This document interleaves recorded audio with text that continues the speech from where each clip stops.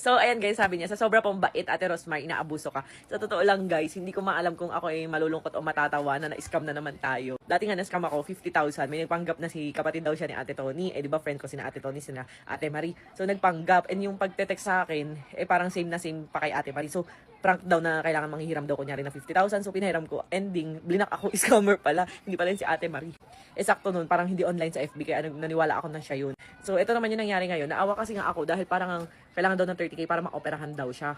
Kasi daw gusto pa niyang humaba yung buhay niya para makasama yung mga anak niya. So, kanina ko lang na-absorb na na-scam na naman ako kasi nga, in-update ko siya, nung medyo nagdududa talaga ako in the first place kung legit or what. Kasi pero hindi ko na kasi siya video call. Kasi nga parang naisip ko, nakakaawa naman ako pagdudahan ko may cancer na nga, stage 4 na nga daw, ganyan-ganyan. So, in-scroll ko na lang siya. And ang tagal na niyang may post nung ngayon, yung itsura niya, yung parang wala nang hair, nakakalbo na ganyan. Tapos puro na lang cancer. Basta ang haba, ang dami niyang post, ang dami. In-scroll ko yun, parang may post siya nung July, may post siya nung pababa pa, ganyan.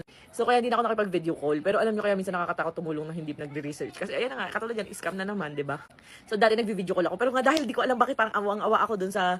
Kasi syempre, legit na tao yun yung ginamit niyang mukha na yun. Pero feeling ko, scammer yung may-ari. Pero yung picture is legit na tao na kailangan tulong. Feeling ko talaga ganun. So, awang-awa ako kasi sabi pa October 5 daw, birthday niya. Sana daw makapag, siya ng pampa-opera, ganun. So, ito guys, ito yung post niya na parang July. And nakita nyo ha, tingnan nyo yung picture mabuti. Tingnan nyo yung tenga parang na-dislocate and parang may kamay na naka-black jacket. And yung buhok, may buhok na parang konti na lang. Tapos, ayan, hindi ko napansin. Ito, same ha. I-post nyo na lang yung picture. Tingnan nyo na lang, ayan yung video pala. Ayan, may ali siyang nakadilaw or white jacket sa likuran. And same na same doon sa isang picture. Pero this time, walang naka-black jacket and yung tenga maayos. And dito wala siyang hair. And dito naman, ito, parang naka-round neck naman bigla. Pero dito sa isang picture kanina is parang naka V-neck na shirt. So, ayan, ulitin ko para makita nyo. Pero same jacket, same tao nasa likod. Kaya di ko alam, feeling ko AI to. Tapos ito, may picture pa kasing ganyan na parang nakahiga. Tapos dito walang hair. And ayan yung mga pinopost niya, maantig ka talaga. Lagi siya nagpo-post ng ganyan. And ayan, ito pa, October 5 is my birthday. Sana ibigay ng Diyos ang hiling ko na may taong tumulong sa akin para mapa-opera na para di na ako maranasan ang sakit na sobra. Ayaw ko mamatay dahil sa anak ko. Stage 4 ang ganyan daw, yung cancer daw niya and nawala na raw siya ng pag-asa. So ito ulit yung picture kanina. Ito yung parang hindi edited na walang hair. And tingnan nyo nga ito. Same yan guys, same ng jacket. Pero ito naman round neck na siya. So, hindi ko na alam, AI ba to?